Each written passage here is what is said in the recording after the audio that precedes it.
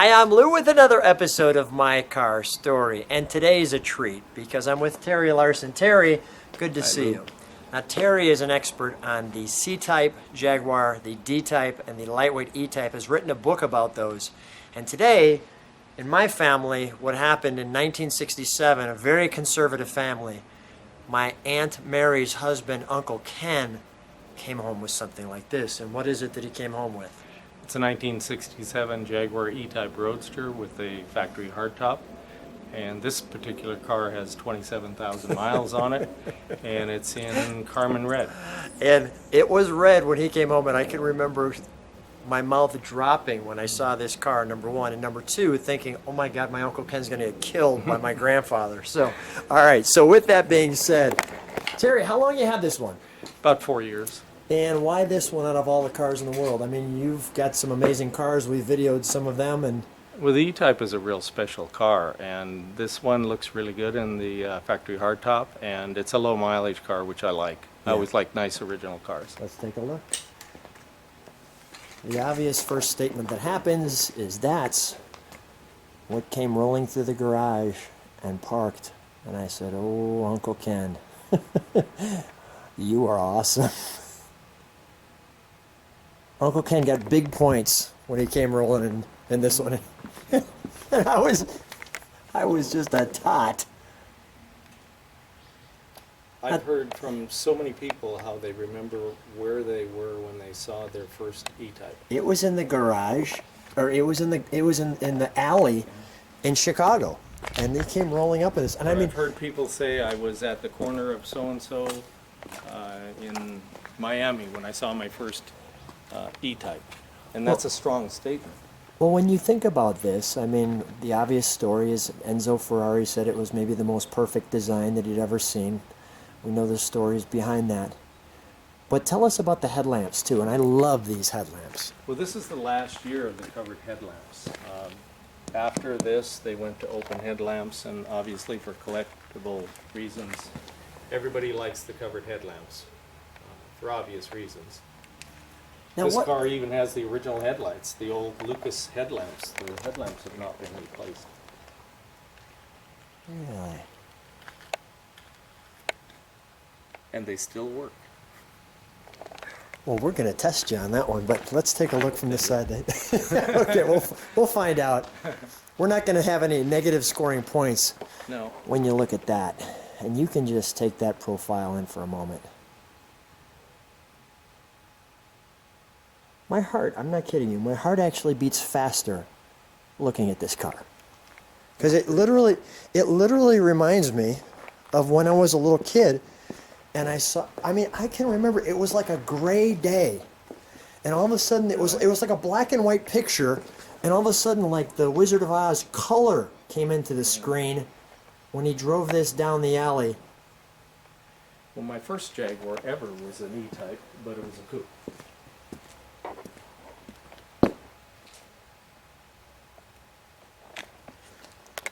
Anything else that the 67 has that makes it unique? Well, the 4.2s had more comfortable seats than the earlier cars, and the console and the armrests and improved braking and a fully synchronized gearbox. So they had some improvements on the 4.2. And then after they did away with the covered headlamps and they started to get into the 68, they did away with the tricarbs, which was disappointing too. They put Strombergs on. So a few things like that. So they have tricarbs on this one. Yes. So really, the 67 is very desirable. Yeah, it is one of the most desirable. Because you're talking about a car that has all of the features that you want to have. Sure. You know, it feels nice in here. They're comfortable cars. Yeah, I mean, it is just that. It is comfy. And this was about the time they started to put the four-way flashers in, which is actually kind of nice. That was generally fit by the dealership. And this here is for your hood. Yes. And there's actually... One on each side. Yep, to Yes. pull it up. Right.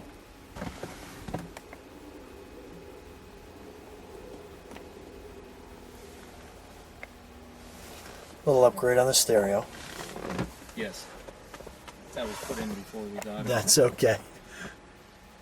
This is kind of cool too. Yeah. All right, let's.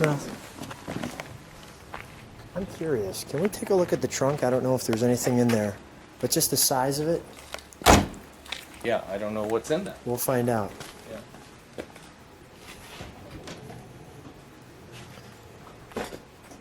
How do you open that area? There's a release right here. Okay. Let me have you check the trunk before I look in it, just because your wife hasn't been in the car before. No, it's okay. Okay, all right. Just the cover. Yeah, all right. A knockoff hammer, and that is the cover for the convertible top when it's down if you have the factory hardtop off. Okay. So that hammer is for... For the knock- knockoffs? For taking the tires off or putting them on? So there, and there's your hammer marks.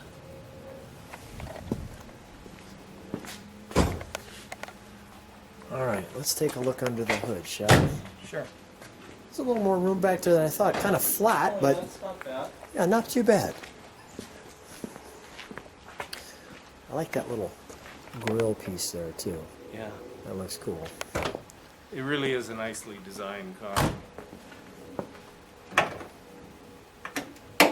So then there's a center hood latch. And Now this must be an air cleaner, obviously. Yes, that's the, one big whopper air Right. cleaner. And the tricarbs, and the engine compartment has not been cleaned on this at all. It still has the original shocks. The engine compartment's had no paint done. Looks like an aircraft. The way it's, No cleaning. the way it's Yeah, put the way together. they designed it is like an aircraft fuselage, and the first they did that was in the D-Type in '54. And they just carried it on through. Sure, it worked.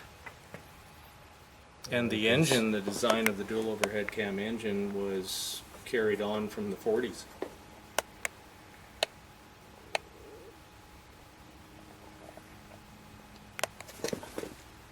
Look at that. Those of you who know, I love the badges. How difficult is it to align those carburetors? It's not too bad. Once you do it, they stay pretty well synced. Okay. Not really a problem. My Right. wife has driven an E-Type to work daily for 11 years. So I let her road test Your them wife sometimes. drives an E-Type for 11 years daily. Yeah. They're great cars. She must have a smile on her face, and the reaction she must get is fantastic. Yeah. Why not? She's driven this quite a few times. That is great. That is absolutely great. All right, let's. I just want to show we've got the horns down there.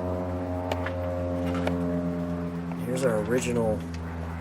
Yeah, struts. those horns are aftermarket. Somebody Okay. fit those in. I Afterwards. don't know exactly when, Okay. but before we got Let me it. just, while you've got this up, I just want to show what that looks like in the front. I mean, that's on the ground, like so. And when you pull it back, do you want me to pick the hood up a little bit when you turn it on? Because you're going to scrape that bumper, right? Should we put a towel under there or something? I could. That's Yeah, like it's just right like on that. the edge there. Yeah, kind of. let me hold it while you start it. Oh, okay. There we go. Okay. Okay. Okay, I'm gonna have to do it in here. I don't know. Okay, ready? Yep.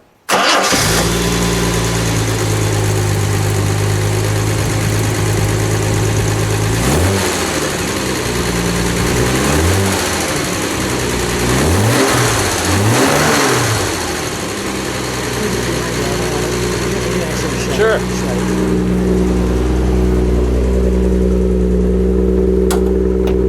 There you go.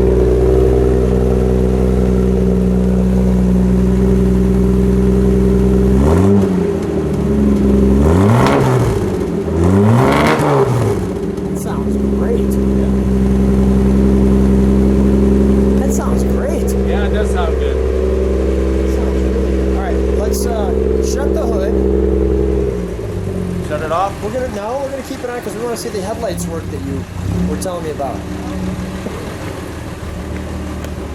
Leave it run? Sure.